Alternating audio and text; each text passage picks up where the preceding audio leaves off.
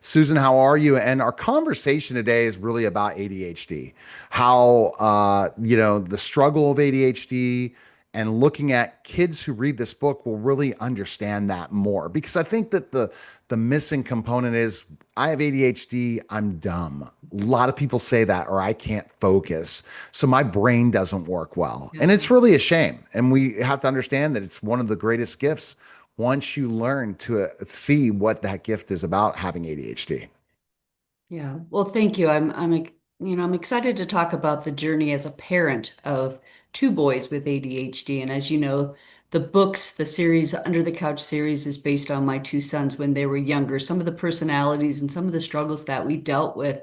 And I'm not happy to admit that I didn't know much about ADHD when they were younger. I mean, people just seem to talk about it so much more today than, when I was growing up or even when I was a mom of young kids. I mean, growing up in the 70s, if a kid in your class had ADD, he was the one who was hyperactive, he was disruptive in the class, right? He was climbing the walls, so to speak. So I always thought of ADHD or ADD as we called it back then as more of a behavioral issue, right?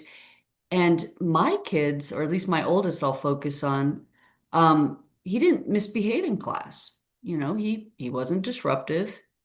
When you talk to the teachers, they were like, no, he's relatively quiet. When I say relatively quiet or well behaved, I mean he had a class of very rowdy boys, and but he was the one who stayed in his seat. He wasn't being disruptive and climbing the walls and stuff. And he got by in school. He was smart enough to get by. So I was really, really shocked when we had a parent-teacher conference, and this teacher, and I think he was in fifth grade, she told me she had concerns about him. She said he just sat in class. She goes, but she goes, he's well behaved, but he's not there. Like he's a million miles away.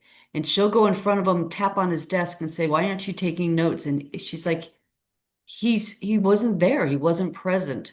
So she's the one who first told me you should get him tested. And I was shocked. But again, I had that misperception and I was like, I don't want my son medicated. So, for any of the parents out there, I made a mistake. I didn't get him tested until he was in high school because of that. I just didn't want him medicated, and it's not about that. I learned, Neil, that I could have gotten him support earlier, so that I could have known and understood it, and so could have he. Like when I took him to this really good psychologist, and she did very comprehensive testing. He would come home from those appointments and say, "Mom, I feel like somebody understands me for the first time." And I didn't know Um, that. You, yeah. I yeah, mean, it's so difficult. And it's like we as parents, once we hear something like this, it becomes like, what did I do wrong? Instead of right, understanding it's all biological.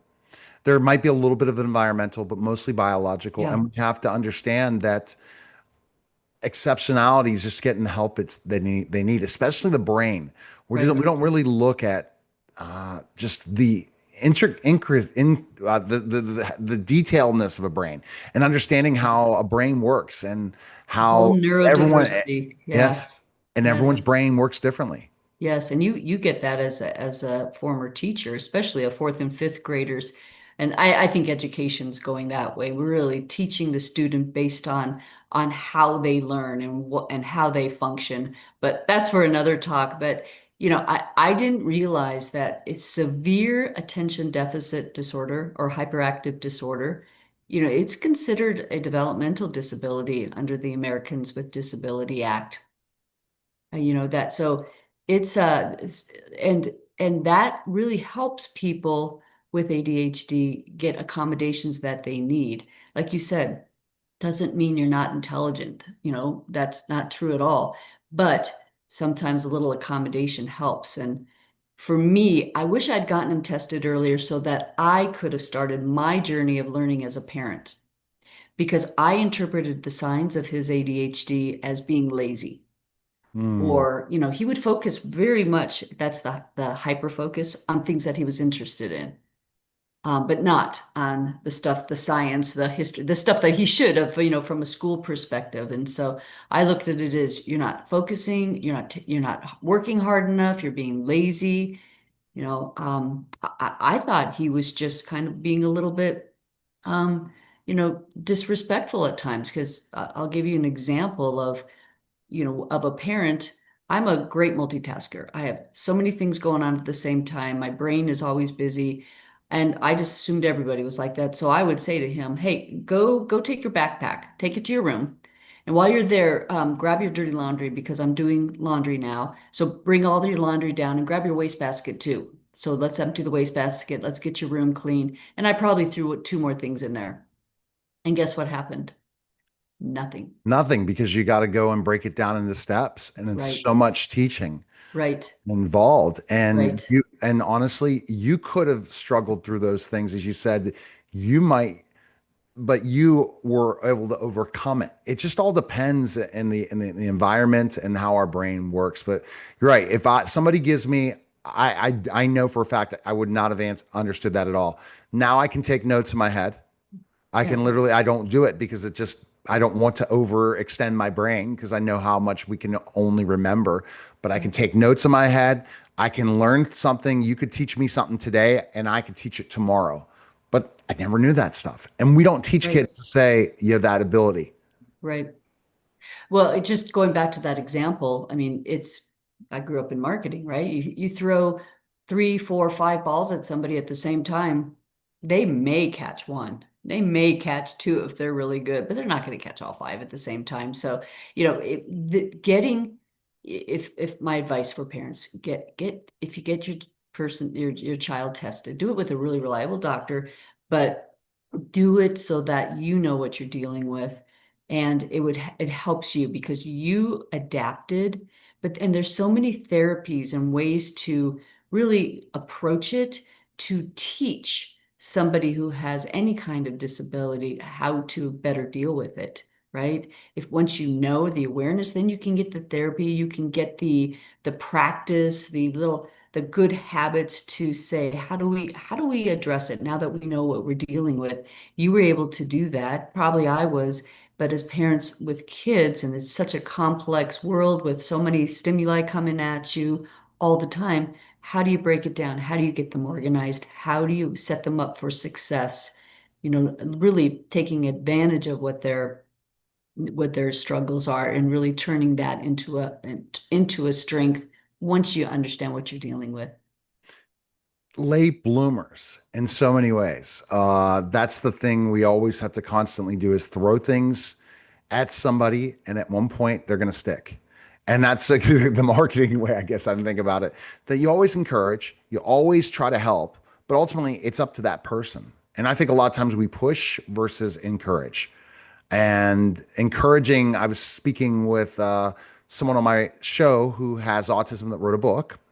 And I mentioned, I said, your parents must have not pushed you. You must have encouraged.